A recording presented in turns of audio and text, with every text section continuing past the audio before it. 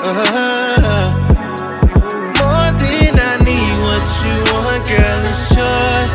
Give me your feelings, I just can't ignore. 'Cause all I want is you, baby.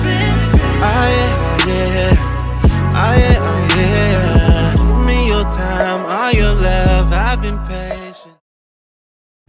What's going on, everybody? It's your girl, Brandy.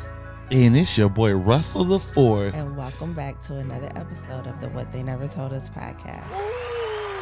I don't like when you steal my thunder. Steal your thunder every time we come on this show. I just feel like you got this very smooth jazz when we come into the pod. And I feel like it just starts off with, hello, everybody. That's Brandon. The way I talk. You don't talk like that. No. I don't know what you want me to do. You don't talk like that. Michael! That's when I'm trying to get something across. You ain't. It's very brash. Yeah, I've never seen that side of me. He's lying. What's going on, y'all? Welcome back to another episode. How you doing? We just got through the holidays.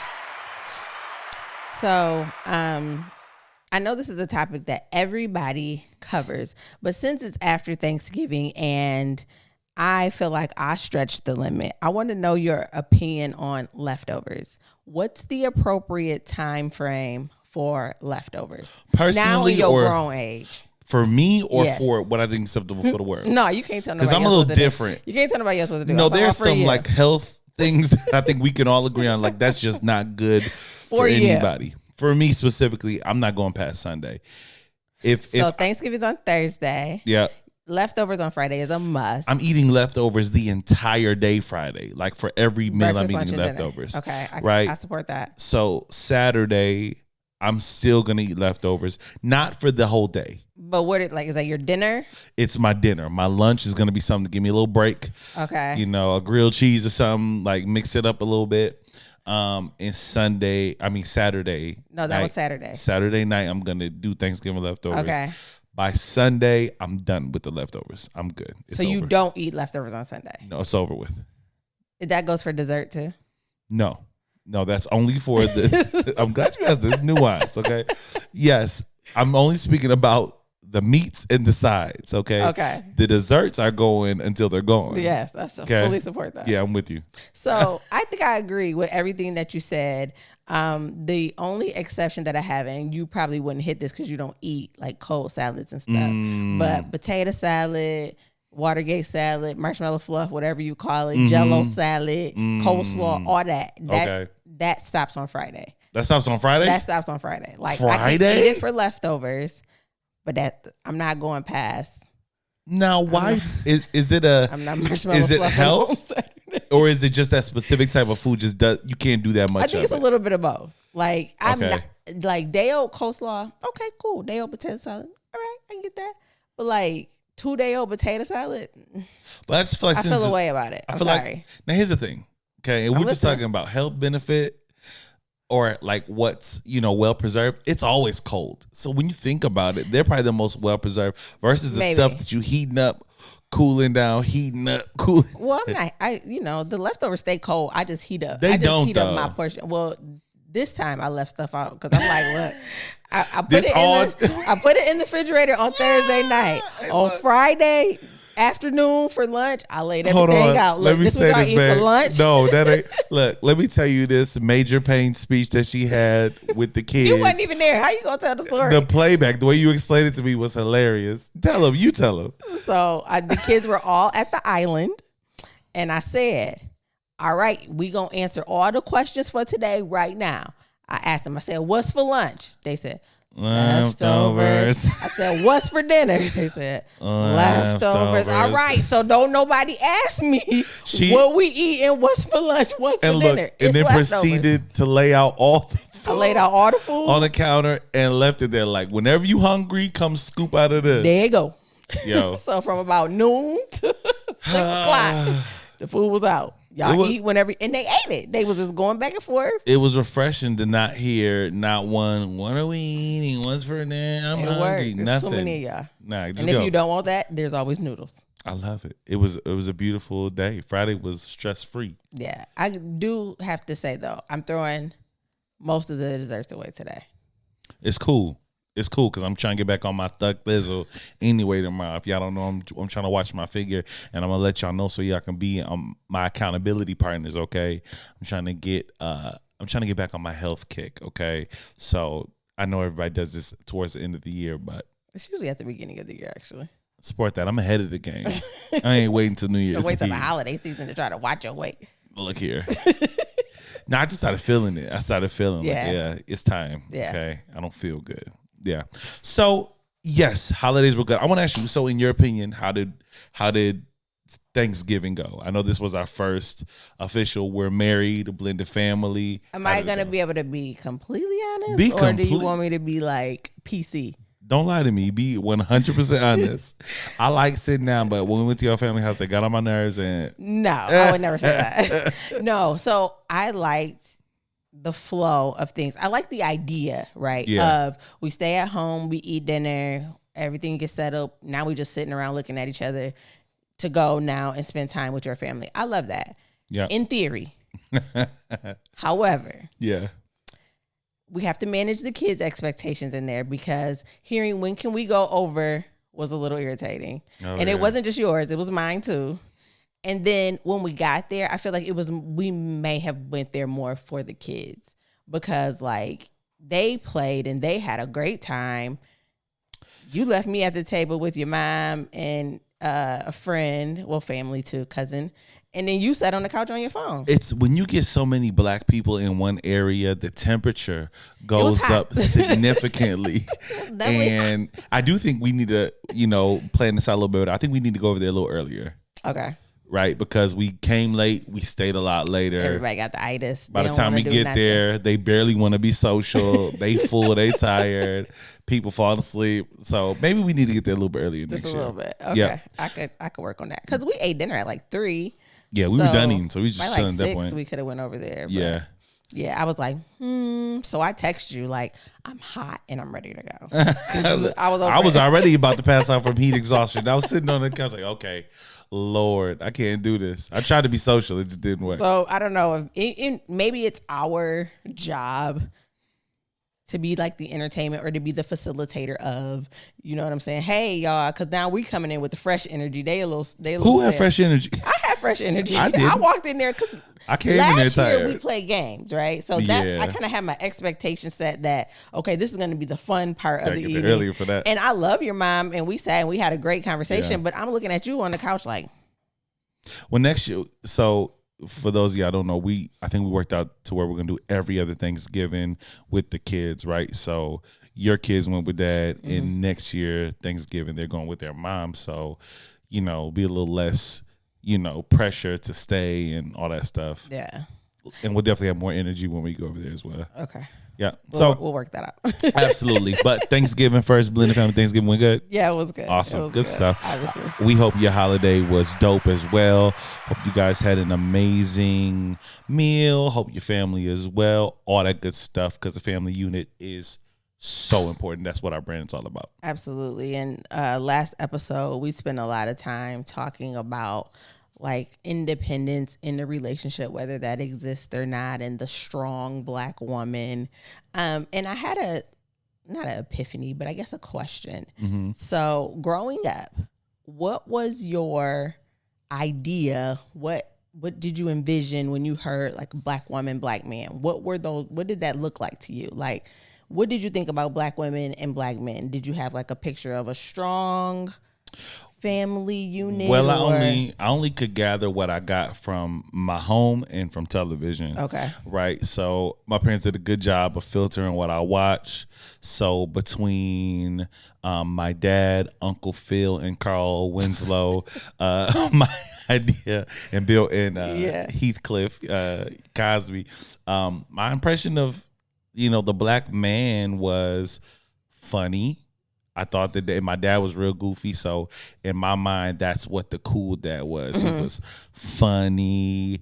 He was, a sense of like, this is gonna sound so cheesy, but this is really what I grew up in. When I swear, at the end of Family Matters episodes, when not Uncle Phil, but Carl Winslow would have like the talk with Eddie, and then when the music came on. I swear to you, that was my childhood. Like my dad, I What would a get dream. into it. I'd have it. Wait till your dad gets home. That's what I came. That's when he came home. That's what I had. Let me tell you, son.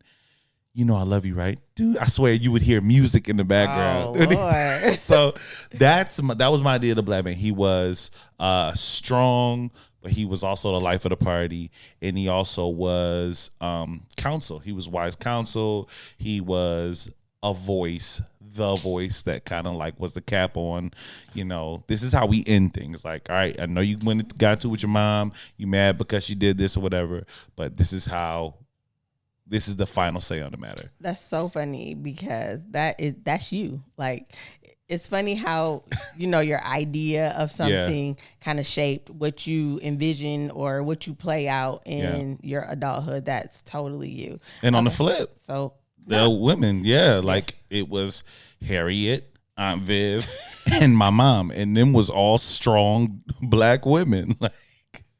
Like that was my idea. Like I never experienced the docile, like, well, let me not say anything because your father's upset. No, it was very much so, hold on, that was my idea. I've always experienced, and even all the women in my family are like that. All my aunts, my grandmother on my mother's side, my dad's side is a little bit different. Okay. She's very meek and really, oh yeah, very.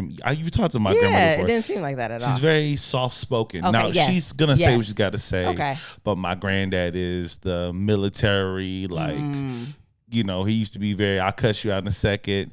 She's just, now let's just calm down. Okay. But aside from that, everybody else is like thugs. And it's very fitting. It is. It's kind of scary that I've kind of created my idea. Based off TV. But no, it checked out because that's what I saw in my house though. Yeah. Yeah, true, very absolutely. True. So flip side is my perception literally of a black man was no good, right?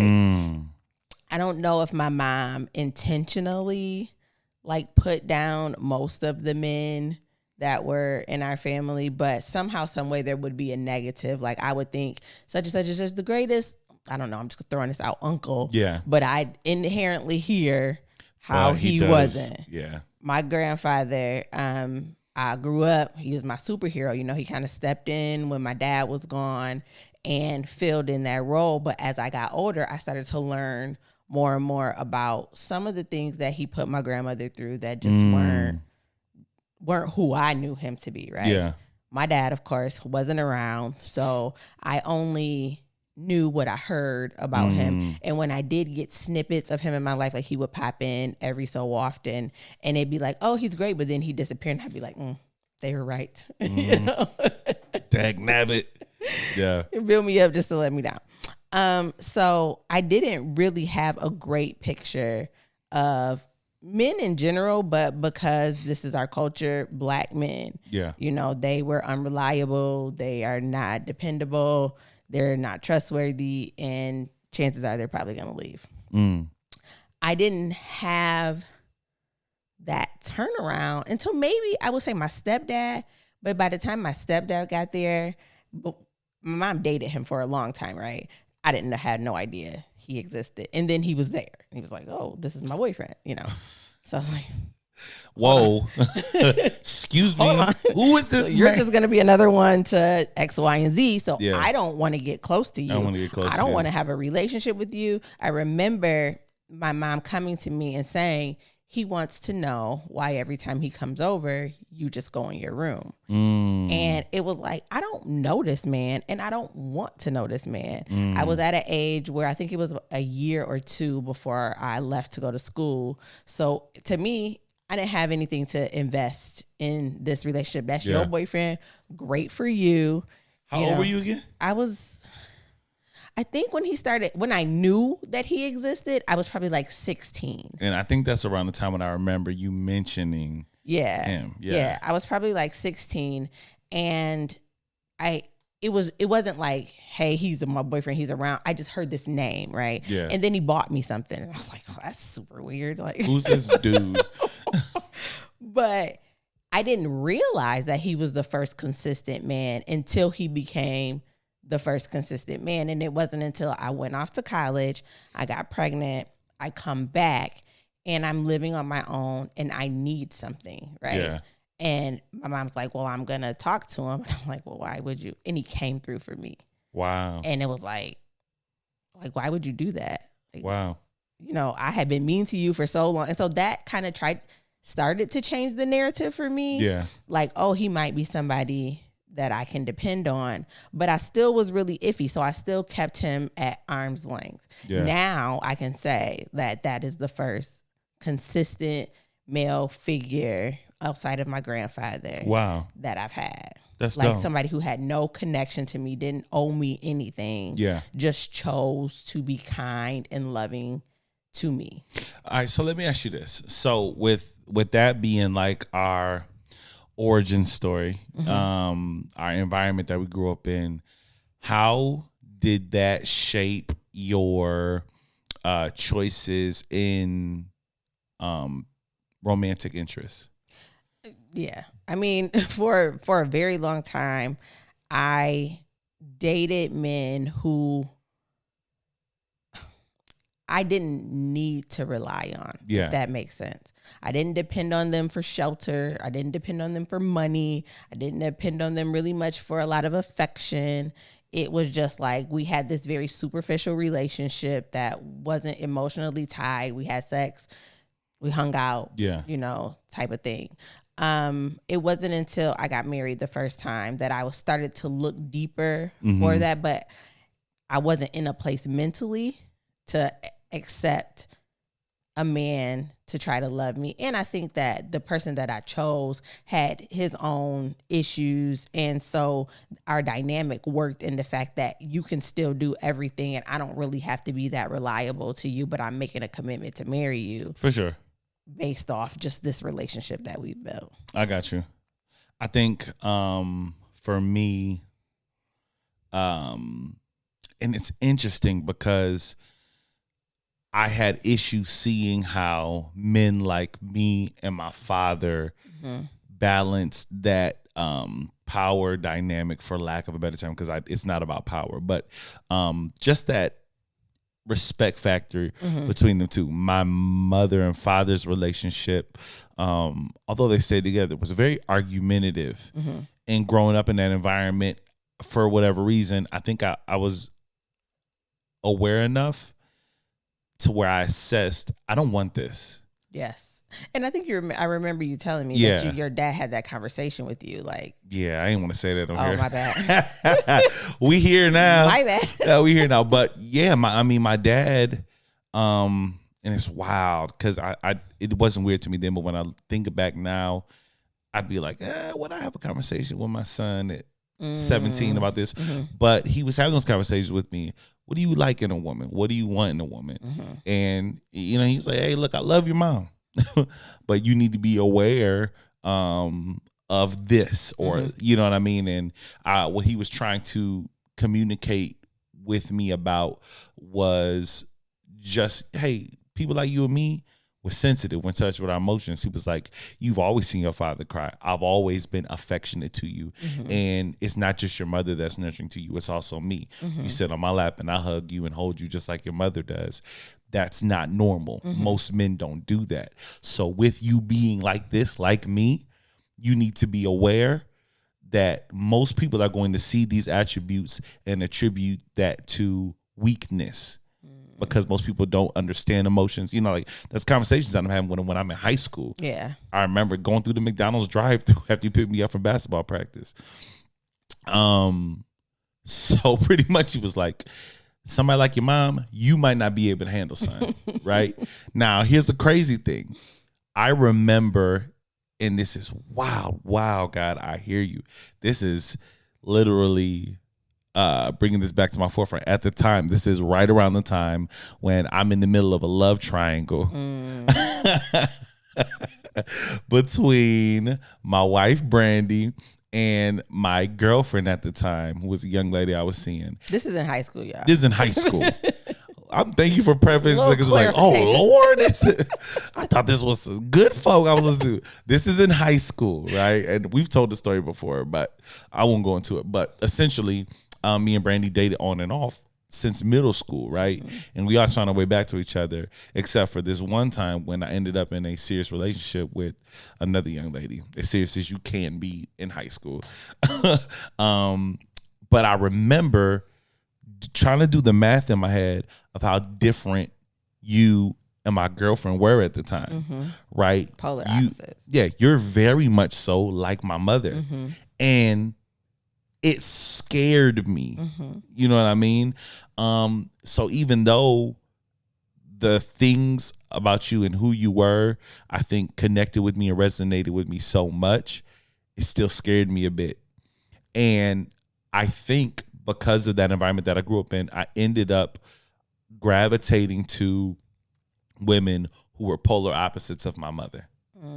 You know what I mean? And those didn't work, obviously. But it's just interesting how your environment either drives you to what you desire or it pushes you away from something you might desire. But in your mind, you assess like, dang, I don't know if this will work. You know what I mean? I don't know if I've ever told you this, but I remember when we got back together after being apart for 20 something years. Is as adults? Yes. Okay. That's why I say after 20 something years.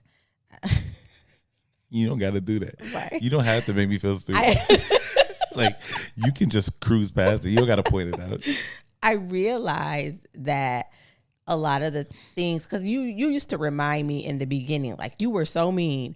You're so different now because you were so mean. You were so evil. No, you reminded me of all the ways that I didn't treat you right back then. Yeah. And I realized that I was trying to set you up to disappoint me.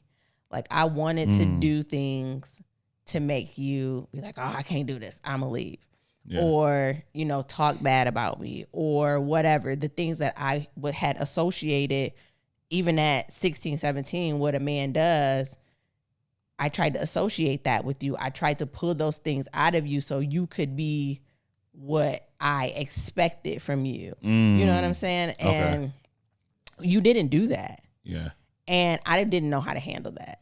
I didn't know how to handle somebody who was showing me something completely different than what I had seen, because I felt like if I trusted you, even though when I'm pushing you in these scenarios, you won't. If I trusted you, that's scary. That's dangerous. Like at 16, I don't want to give my heart to a boy when my heart has been broken by all the men in my life. Yeah. So it was very revelatory for me in the beginning that like I had to step outside of everything I knew a man to be in order to receive you in my life. And that was really difficult. Yeah, that's hard for grown-ups to do, let alone, a 16, 15-year-old. Yeah, but I'm speaking as an adult. When we, like, the praying you away, all that stuff, that was because I didn't know how to create space for a man like you in my life. I know how to deal with men who are faulty and disappointing and lazy and all those things. But somebody who's reliable and dependable and trustworthy, I didn't know how to make space for you in my life. So, well, let's stay there for a minute, because honestly, like speaking on our conversation that we had last week, last episode, we kind of talked about this kind of tension that exists between men and women. And I think where we were in the episode, we were really honing in on a cultural dynamic that exists in the African-American people, where there has been this breakdown of the family unit that spanned across generations of Black families, right? So how did you overcome that? You know what I mean? Because I remember being in marriage counseling and I was like, we were dealing with affection, right? And it was the first time I heard you say it, and it put me off. I still think about it sometimes. But you said, of course. But you were just like, it's just weird to me. And I said, what?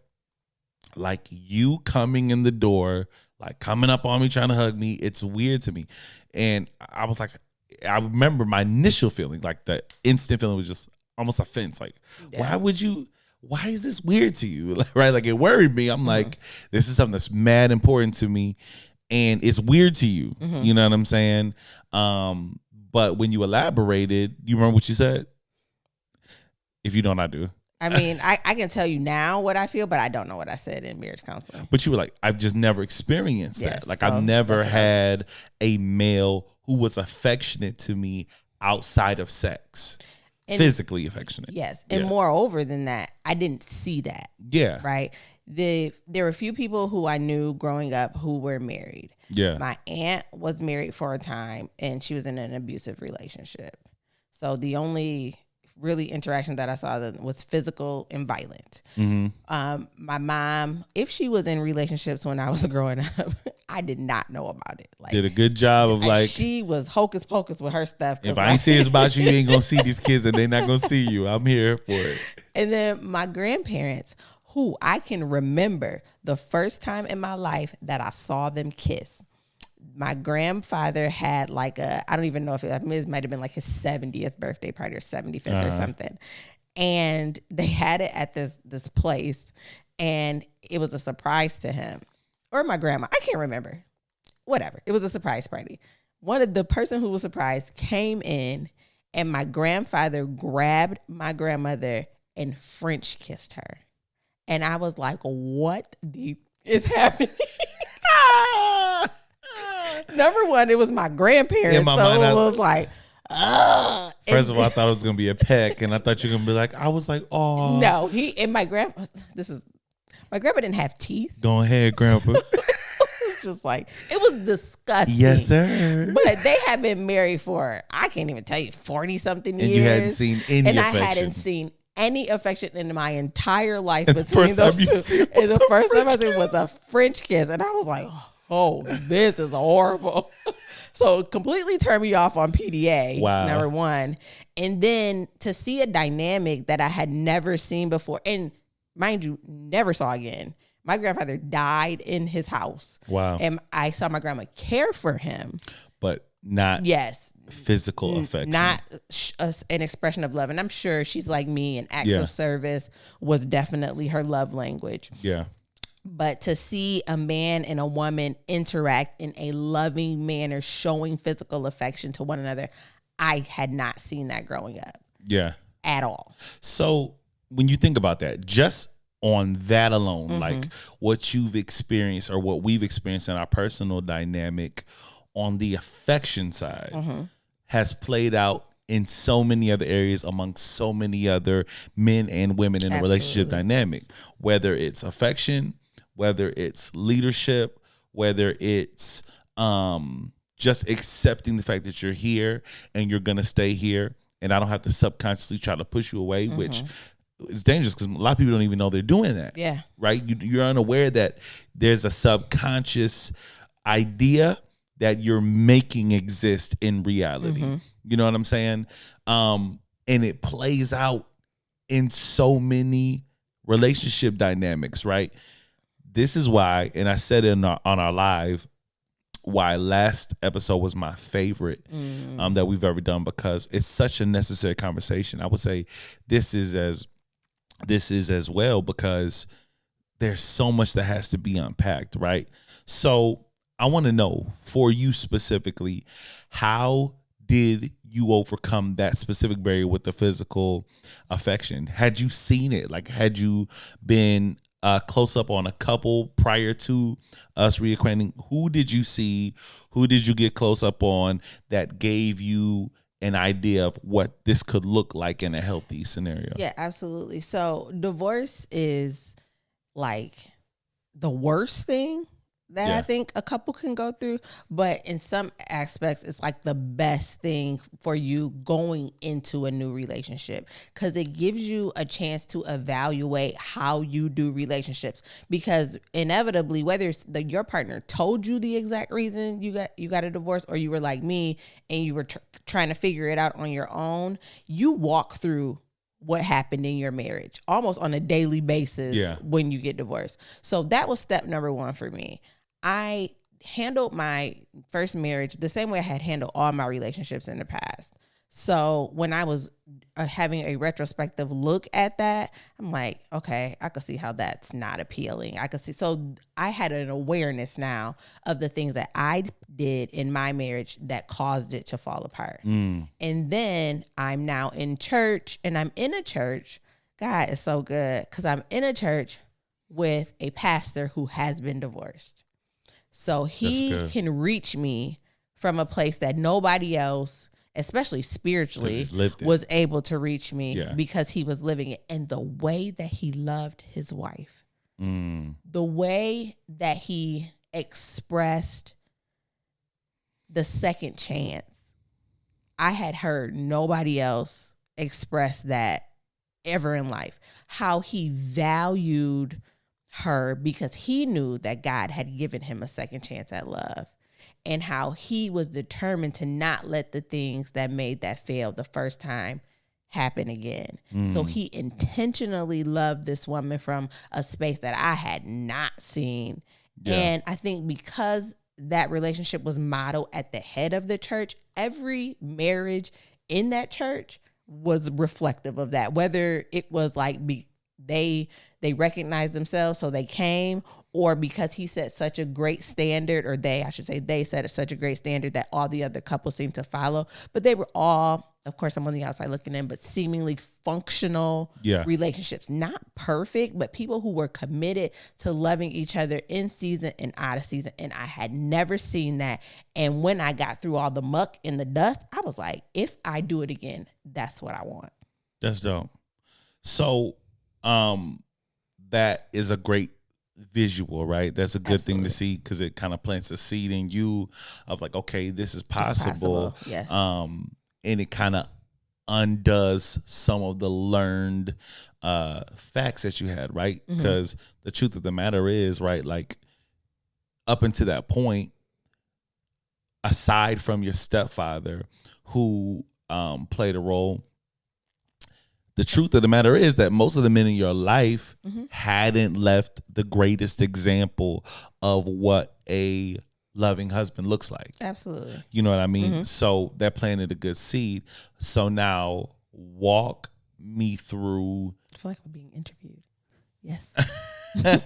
Walk me through just our process, right? We're dating. We're getting to know each other. We're dealing with some of our life stuff from before us play out in front of us. How do you work through that? It was, I'm not gonna lie to you, it was hard. But I think one of the things that drove me is changing your perception of me. Because like I said, I did, and it didn't necessarily bother me, but it kind of made me feel bad that I got a lot of, you used to be, I remember when you did this, you did that back then. My acute memory of the things you did. Yeah, and I had completely white, like, oh, I did that. I can't believe I did that. Oh my goodness. But I wanted you to know that I wasn't that person. And to show you that I wasn't that person, I had to be somebody that I had never been. And in that process of trying to show you that, like, internally I feel different, I wasn't really sure how to act that out. And so I just did the best that I could. And for me, it was really a motivational factor to be like, look, I'm going to be intentional with loving this man, because I want, one, to show him that I have changed, to show him that I can love him in a way that he needs to be loved. And that, like, because I also knew where you came from with your mom and the image that she has in your household, the role that she plays in the relationship that your parents have, to show you that that's not necessarily a bad thing. Yeah. Like, you know, when two people have an issue that they need to deal with, it can come out and manifest itself in many different ways. And that characteristic that you maybe have been running from can really benefit you. It did. What's crazy about it, like when I think about the things in my life that really drive me and propel me are all things that would not have been developed, you know what I mean, had not been for, you know what I mean, having a strong black woman in my life. So there's a reason why I'm attracted to it. You know what I mean? So I think it's just important to know that just because you see something play out with two people doesn't mean that it has to play out with everybody. You know what I mean? Yeah. Like they specifically throughout their life had a certain relationship dynamic that was specific to them. Mm-hmm. And just because two people might have a similar nature doesn't mean that it has to go like that. Absolutely. You know what I mean? And I just had to learn that. But if I'm being honest with you, I ran away from that for a while. But there's some tension there because, like, yeah, you're trying to show me this, that you're not this evil version of yourself anymore. Person, yeah. But some of the things and the experience that you lived through is still there. Absolutely. Right? So, like, you're not this person anymore, but the experiences that created who you were back then, they still exist. Like, you haven't 100% worked. So how do you work through that? I mean, I had to take a leap. Yeah. Like, I couldn't be afraid to be the first. Yeah. Right? I think that generational patterns and habits, or curses as we sometimes call them, make you feel like you have no other option but to be what you've always seen. Yeah. When I started to get back in church, I really had a feeling that I could be a game changer for my family. And I know that's a really bold statement, but in my soul, I felt like if I can start now by changing the way that we love, the way that we communicate, the way that we show affection, just all these things, that I could be a game changer and I could be the gateway to a new life for our bloodline. And that started with the way I love myself and then the way I chose to love you.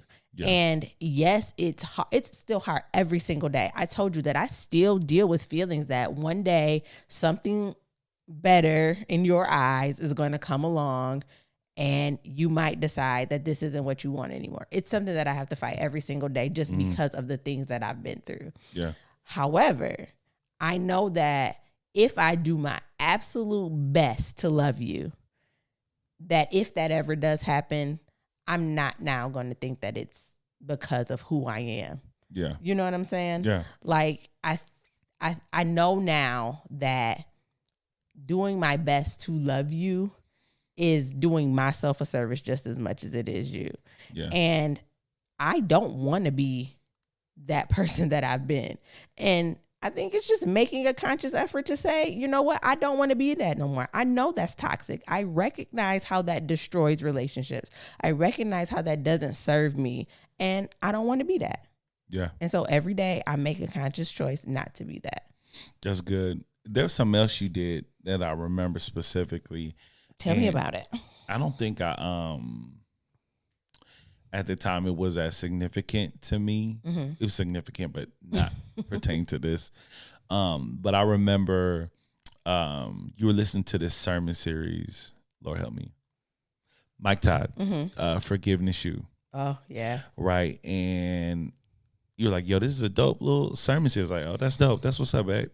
But then I remember specifically calling you during the day, and you were like, I'm gonna call you back. I'm listening to Forgiveness You or whatever. Mm-hmm. And I think maybe it was like a day or something after that, where you were talking to me about how specifically it was resonating with you and how you were applying it to your life and relationships that you had where you feel like there was still some unforgiveness that was present, right? Absolutely. So it was this idea of you actively resolving is strong, but you weren't running from past things that had happened. You were running from past issues. You were like, okay, you know what, God, I hear you. Like, I'm hearing this message, and I could just say, oh, this is a dope sermon. Mm-hmm. But you were tuned in and tapped in enough to where you were like, oh, nah,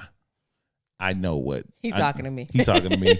You know what I'm saying? He all in my business, so let me get my stuff in order. And the crazy thing is, we go through those things and we think it's about us, but God sees so far ahead. And he's like, I need you to see this now, because you don't know where you're going to be at next year. You don't see that you about to get married next year. I absolutely. see that. And you don't see how, if we don't deal with this, how it's going to affect this in the future. You know what I mean? And it's just crazy how he orchestrates those things. I feel like I'm telling your story. No, it's fine, because I told you I feel like I'm in an interview right now. All right, you need to switch it now, because switch it. Talk to me about my past and my things, Well, I guess the biggest question that I have would be, you made a conscious effort, right, to maybe unconscious, but decided to date a certain caliber of women. Yeah. I am not that. Like by any by any stretch of the meaning. No. I don't think that there's any of your exes that I can look at and be like, okay, he likes women like me. I don't see it. So when it came to who I am, just at the core, now I'm this lovey-dovey Christian woman, but I'm still feisty. I'm hard still a I roll. thug. Hard I roll. Why veer from that? Why veer away from the type of woman that I was dating? Yes.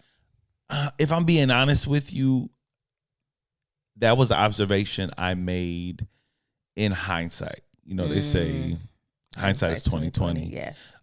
So I saw a pattern, and I was able to trace that back to my upbringing, things and conversations that had an impact on me.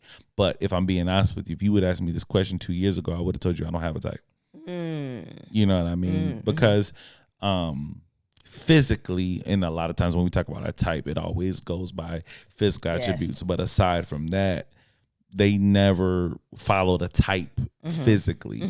Now when I look back on it, I could see things personality wise, nature wise, that I see a pattern, but I didn't see that initially. I just was like, oh, this is attractive. It just resonated with me. I didn't know why. You know what I mean? So I think when it came to you, I didn't have a conscious thought of, you know what, I'm going to give this a try. Yeah. You know what I mean? I did notice you were different. And if I'm being honest with you, you didn't like it. Well, who I was when me and you were kids was completely different than who I was as a man. Absolutely. And I'd be lying to you if at the beginning of this, I didn't have the thought like, I don't know if this is going to work. I know, you used to remind me all the time. I've said that? You used to remind me of who I was. Oh, and it felt like, he can't see. I don't know. I ain't that girl. I don't know. I was like, I don't know if this is going to work, because I remember you being feisty. I remember, and you still feisty. Feisty is not the word. I remember you being very headstrong, not a whole lot to give. And I remember feeling like I had to give a lot. Like, she's not going to be in, so I got to be, oh yeah, for sure. Full pursuit. And you were so good at it, because you made me feel like I wasn't chasing you, but I definitely was. You definitely were. Oh my God, you're a mastermind. It's crazy. So I don't think I had that initial thought. I just knew that, number one, I discovered early that the connection that we had as kids was still very much present. You know what I mean? It didn't take long for us to kind of tap back into this like young love feeling. I'm like, wow, this is crazy. I feel like I'm in, you know what I'm saying, seventh grade again. And aside from what I felt emotionally, there were things that I was experiencing spiritually that had a far greater impact on what I was feeling emotionally. And that's different for me, because I'm mostly emotion driven, but I was experiencing something spiritually in our relationship early on. You know what I mean? I ain't talked to nobody about church. I hadn't been talking about, what do you think about God? What do you think about church? Because you feeling me out. You trying to see. Yeah. And before this go any further. You meet the standards. You know what I mean? So I'm talking to you. I'm a church boy. I've been in church all my life. So I know the lingo, right? You know what I mean? So I'm talking to you. And I'm trying to show you, like, no, I love God. Like, I come from that. I'm like, really? Why don't you go to church? But there was something there that resonated with me and made me like really want to find him again.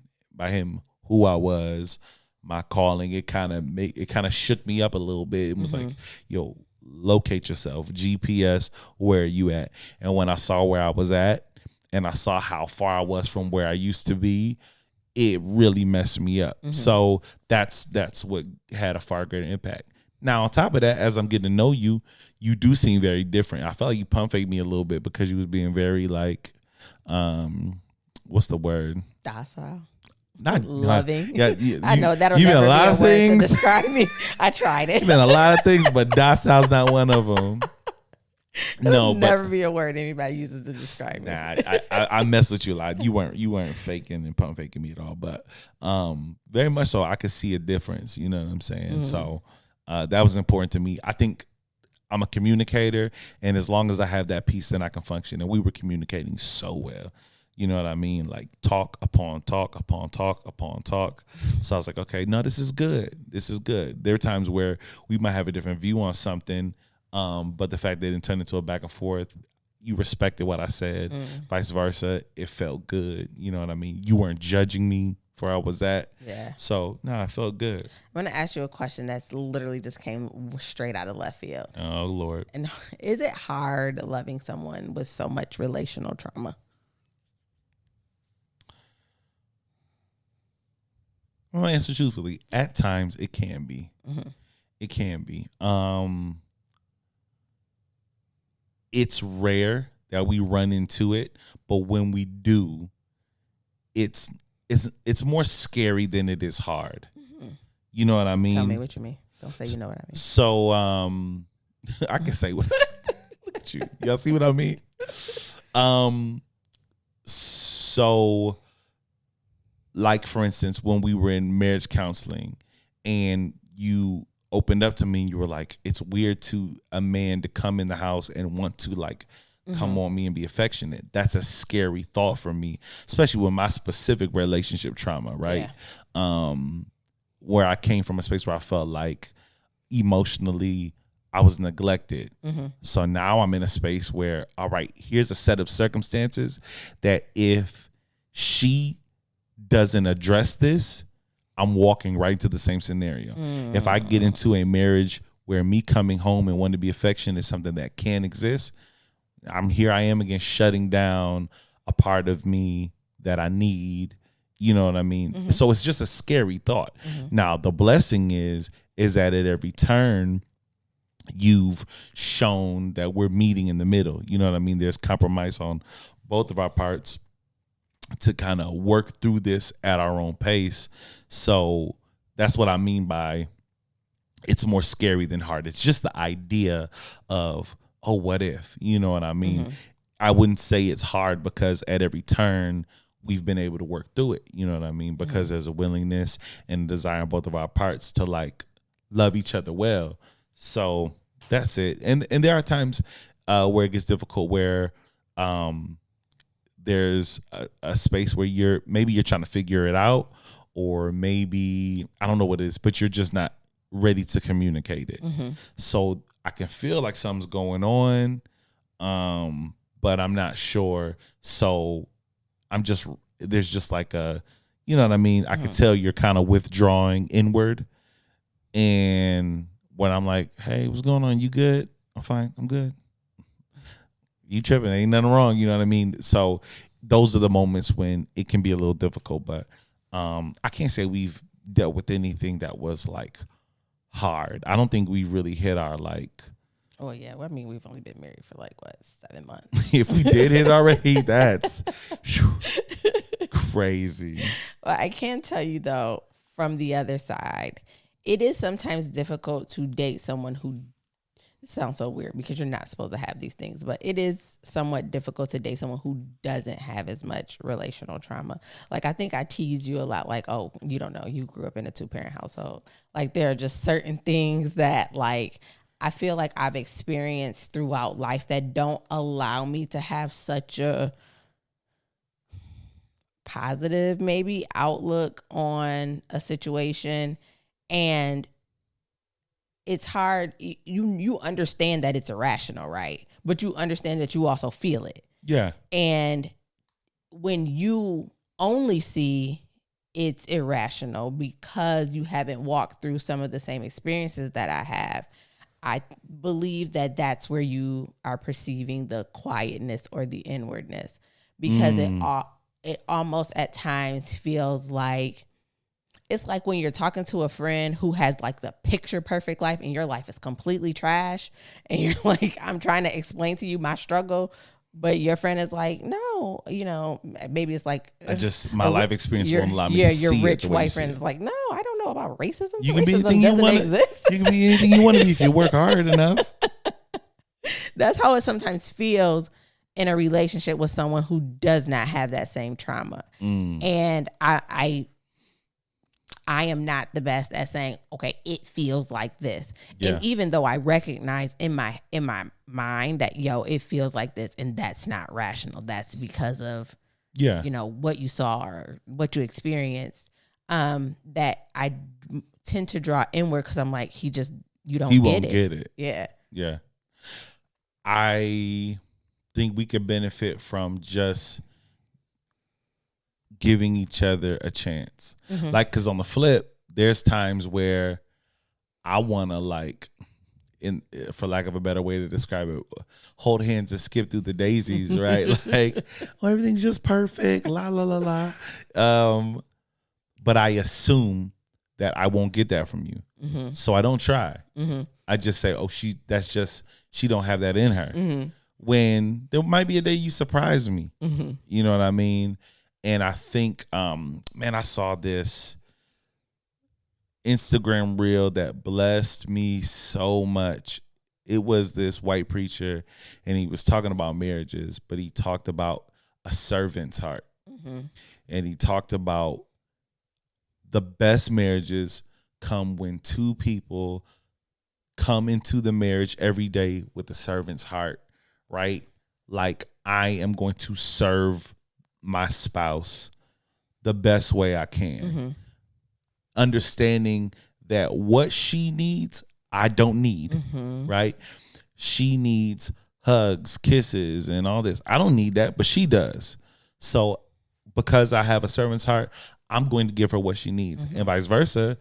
I need respect. I need affirmation. She don't need that, but I need that. So she's going to do her best to give me what I need.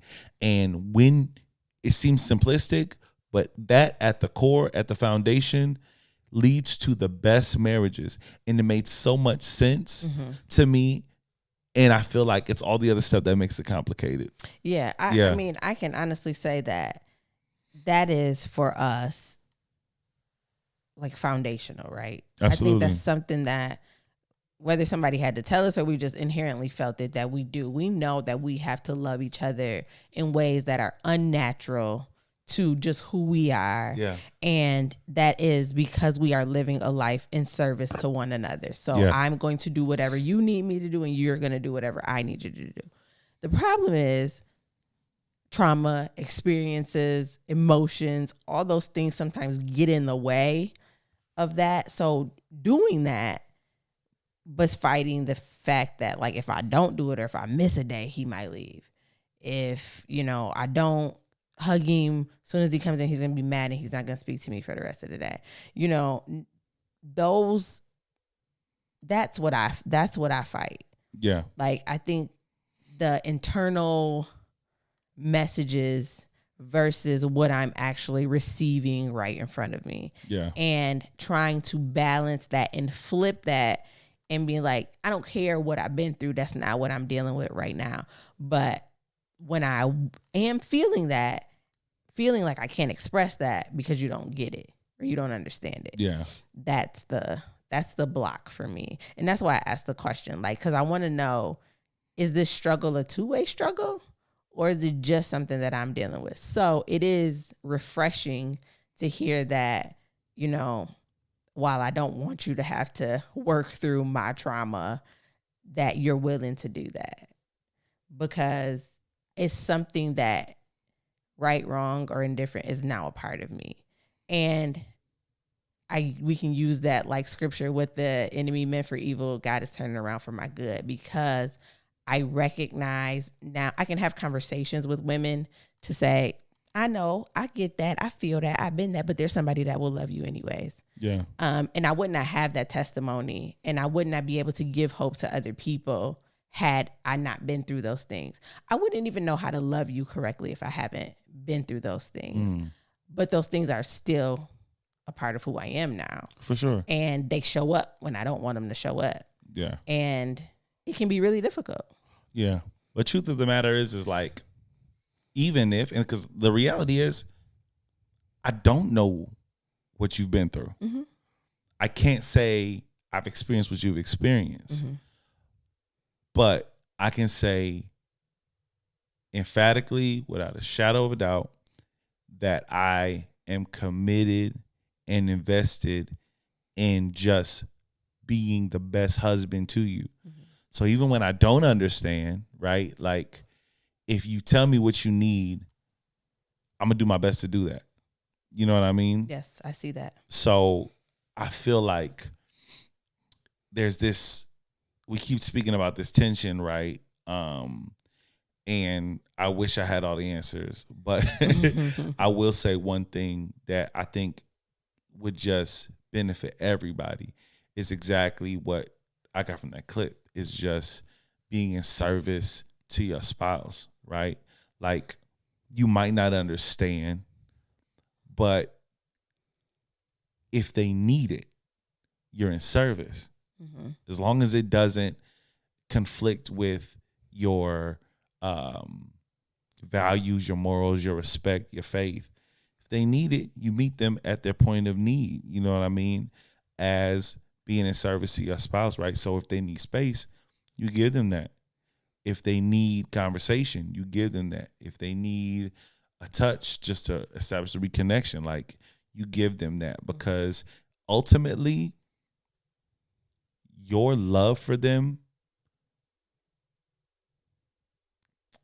is going to sound crazy. I'm trying to figure out explaining it in a way that, like, I don't sound crazy, but it has nothing to do with you. No, that's facts. You know what I mean? Mm-hmm. My love to you is about you. Mm-hmm. You know what I'm saying? But for too many people, the love that we give to other people is so wrapped up in what I need from you. Mm-hmm. It's conditional, right? Mm-hmm. It's like, no, I'm doing this for you because I want this from you. It's the actual basis between why we had that conversation where I'm like, when you tell me you love me, I don't feel like I'm obligated to tell you back. That's what I was trying to communicate to you. It's like, you're telling me you love me feels like if I'm running to be like, okay, I love you too. You only told me that because you wanted me to say it back to you. If you love me, tell me you love me and don't expect it in return. Yeah, I'm with you. I'm with you. I hear you and I get that. But to me, I just can't wrap my mind around you telling me you love me. And I'm just like, okay. No, but I mean, it's not even like that. But if you came up to me and just wrapped your arms around me, I'm cooking in the kitchen or whatever. You come and wrap your arms around me, hug me tight, and just be like, I love you. To me, I'm sitting in that moment and I'm enjoying the fact that you sought me out to express that to me. Yeah. If I don't say it back to you, it's not because I don't. Yeah, there's a moment where that works. Right. Every time you say it, you want me to say it back to you. Just be honest. No. Like when you said it like that, I was like, oh yeah. It's like I picture you going, taking a deep sigh, and we just in the moment. I probably wouldn't need to hear it back. But if we on the phone, I'm like, all right, babe, I see you later. Love you. That's a cordiality at that point. That's what I mean. So like, it's levels to the I love you, right? There's the I'm saying I love you because I legitimately just want you to know I love you. That one, I don't need it back. Mm-hmm. But then there's the just, hey, babe, we're out in the world. We're doing stuff. Hey, look, I love you. All right. You want some chicken? Hey, you hear what I said? And that's what you do. You ain't hear me? I said, I love you. Like, if you meant it, you don't need to hear it back. I don't want to hear that. I want to hear it back. Okay? See, everything you just said, he just erased it. Nah, you try to apply that Serve to that. me. Yeah, I take it all back. I take it all back. Negate everything I just said. You want to hear it back. I'm dead. All right, y'all. Listen, I think, and this is for everybody, singles, married people, people who don't want to be married, people who are looking forward to being married. I don't want to marginalize our audience and split our audience, but I do want to take a second and talk specifically to my skin folk, Black people, African American people. This applies to everybody, but specifically to us, there's some work that we really have to do. There's a lot of heavy lifting that's ahead of us because of where our people come from and what our people have experienced. Nothing that we've done ourselves, but things that have been done to us and things that we're trying to grow and work our way through. We have to put an exaggerated effort to overcome the residue and the trauma of a family unit that has been attacked and decimated over generations, right? That begins with what I believe starts with, number one, a love for God, and two, a love for one another. And I know that sounds really like plain, but when you have an understanding, a real factual foundational understanding of what love really is, the more you understand that, the more you understand the depth of that statement. Love God, and from your love of God, love one another, right? And when that leads into a relationship with a man of God and a woman of God, it is life-changing. It cuts through all the other stuff that doesn't really matter.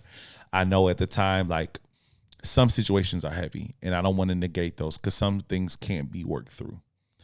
But there are things that are splitting families apart that really can be worked through. There are things that split families apart that could be solved with a conversation, and maybe multiple conversations, maybe conversations with a third party, but we have to do the work. And I think at a base level, you know, I didn't grow up with a huge understanding of what it means to be Black in America. Black culture.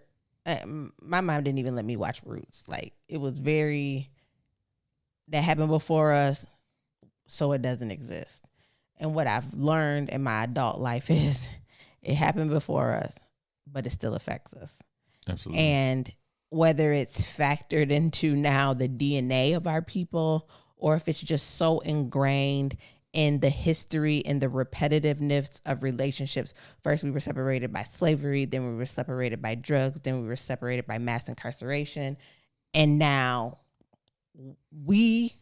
this generation really is the first generation to start putting that back together.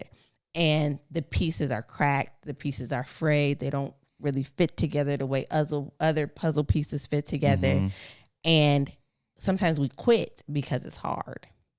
What I've learned is that things have happened before us, but they don't have to continue to happen after us. And as soon as you have a realization of the fact that if you start to do things differently, things will then begin to be done differently. Sometimes you have to be the change that you want to see. And we are trying to do that. We took a moment to express some of the traumas, some of the facades and beliefs that we had growing up, and then really getting into relationships and realizing what worked and what didn't work. But we're trying, right? We're trying to do something different than what we've seen and what's happened and occurred before us. I think there are a lot of people who are scared to get into relationship because of what they've seen.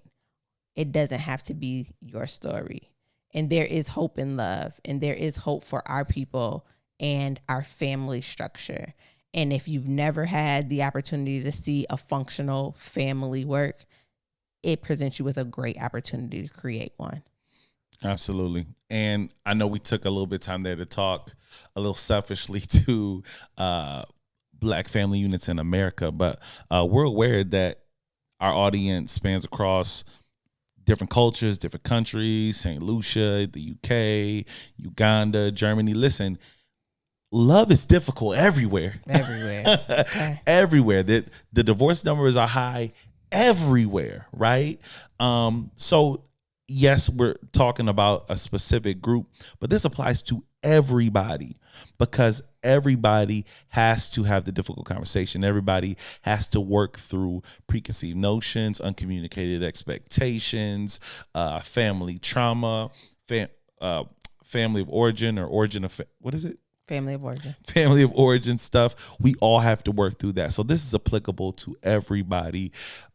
This community was built on one thing: doing the work and not letting our past define our futures. So listen, I hope there was something in this conversation. We really hope that there was something said in this conversation that you found valuable, that is applicable. Because I believe it is, and I believe it's so necessary. So y'all are dope, as always. We will be live tomorrow, Wednesday, back on our regularly scheduled time, 8:30 p.m. Eastern Standard Time. If you don't live in Eastern Standard Time in the United States of America, hit Google real quick and see what time it translates to your time zone.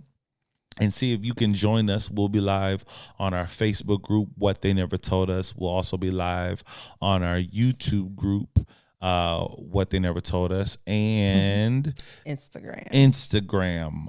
The quality, and you don't get all the cool sound effects via IG, but it's always a blast kicking it with the community. So wherever you know us, come kick it with us, man.